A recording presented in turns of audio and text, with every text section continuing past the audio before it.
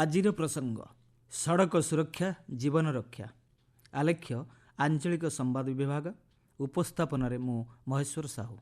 ଚଳିତ ମାସ ପହିଲାରୁ ସମଗ୍ର ଦେଶରେ ଜାତୀୟ ସଡ଼କ ସୁରକ୍ଷା ମାସ ପାଳନ କରାଯାଉଛି। ସଡ଼କ ନିରାପତ୍ତା ଏକ ଗୁରୁତ୍ୱପୂର୍ଣ୍ଣ ପ୍ରସଙ୍ଗ। ଏହା ଦୈନନ୍ଦିନ ଜୀବନ ଏବଂ ପରିବାରଗୁଡ଼ିକୁ ପ୍ରଭାବିତ କରିଥାଏ। ସୁରକ୍ଷିତ ଯାତ୍ରା ଏବଂ ଜୀବନ ରକ୍ଷା ସମ୍ପର୍କିତ ସଚେତନତା ବୃଦ୍ଧି କରିବା ହେଉଛି ଏହି ମାସ ପାଳନର ମୁଖ୍ୟ ଉଦ୍ଦେଶ୍ୟ। ସୁରକ୍ଷିତ ଭାବେ ଯାତ୍ରା କରିବାକୁ ପ୍ରୋତ୍ସାହନ ପ୍ରଦାନ କରିବା ନେଇ ଏହି ମାସ ପାଳନ ଅବସରରେ ବିଭିନ୍ନ କାର୍ଯ୍ୟକ୍ରମର ଆୟୋଜନ କରାଯାଇଛି। ସଡ଼କ ଦୁର୍ଘଟଣା ଜନିତ ମୃତ୍ୟୁ ପରିବାର ପାଇଁ ଆକସ୍ମିକ ଆହ୍ୱାନ ସୃଷ୍ଟି କରିଥାଏ। ସୁରକ୍ଷିତ ଗାଡ଼ି ଚାଳନା ଏବଂ ପଥଚାରୀଙ୍କ ଅଧିକାର ପ୍ରତି ସଚେତନ ରହିବା ଜରୁରୀ। ଚଳିତ ବର୍ଷ ଏହି ଦିବସ ପାଳନର ବିଷୟବସ୍ତୁ ରହିଛି ସଡ଼କ ସୁରକ୍ଷା ଜୀବନ ରକ୍ଷା। ପରିସଂଖ୍ୟାନ ଅନୁଯାୟୀ 2018 ମସିହାରେ ସମଗ୍ର ଦେଶରେ ସଡ଼କ ଦୁର୍ଘଟଣାରେ 1,57,893 ଜଣଙ୍କର ମୃତ୍ୟୁ ହୋଇଥିବା ବେଳେ 2022 ମସିହାରେ 1,68,491 ଜଣଙ୍କର ମୃତ୍ୟୁ ହୋଇଛି। 2023 ମସିହାରେ 1,73,000ରୁ ଅଧିକ ଲୋକଙ୍କର ମୃତ୍ୟୁ ହୋଇଥିବା ଜଣାପଡ଼ିଛି। ଓଡ଼ିଶାର ପରିସଂଖ୍ୟାନକୁ ଅନୁଧ୍ୟାନ କଲେ ଜଣାପଡ଼େ ରାଜ୍ୟରେ ସଡ଼କ ଦୁର୍ଘଟଣା ଜନିତ ମୃତ୍ୟୁ ସଂଖ୍ୟା କିଛି କମ୍ ନୁହେଁ। 2021ରେ ସଡ଼କ ଦୁର୍ଘଟଣାରେ ବାର୍ଷିକ ମୃତ୍ୟୁହାର 7.2 ଥିବାବେଳେ 2022ରେ ଏହା 7.6ରେ ପହଞ୍ଚିଥିଲା। ତେବେ ବ୍ୟାପକ ସଚେତନତା ଅଭିଯାନ ଯୋଗୁଁ 2023ରେ ଏହା 4.8କୁ ହ୍ରାସ ପାଇଥିଲା। ରାଜ୍ୟରେ ଏବେ ସଡ଼କ ଦୁର୍ଘଟଣାରେ ଦୈନିକ 17 ଜଣଙ୍କର ମୃତ୍ୟୁ ହେଉଥିବା ଆକଳନରୁ ଜଣାପଡ଼ିଛି।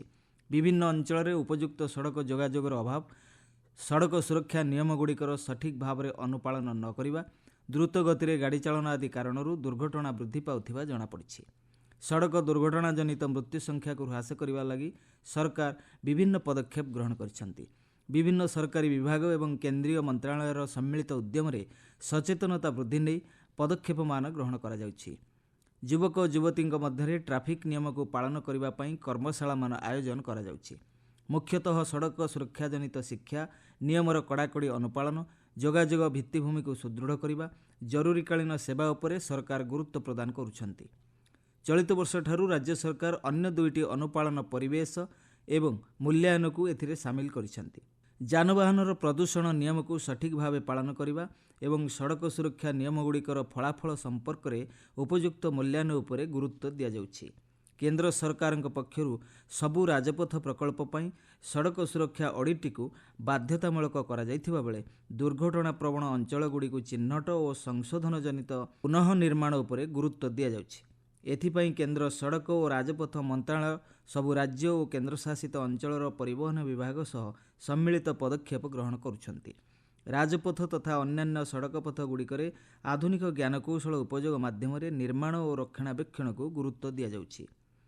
ରାଜ୍ୟ ସରକାର ସଡ଼କ ସୁରକ୍ଷାକୁ ସୁଶାସନର ଅଂଶ ଭାବେ ଗତକାଲିଠାରୁ ଗ୍ରହଣ କରିଛନ୍ତି। ଏହାଦ୍ୱାରା ସରକାରୀ ଅଧିକାରୀମାନେ ସଡ଼କ ସୁରକ୍ଷା ଉପରେ ଅଧିକ ସତର୍କ ରହିପାରିବେ।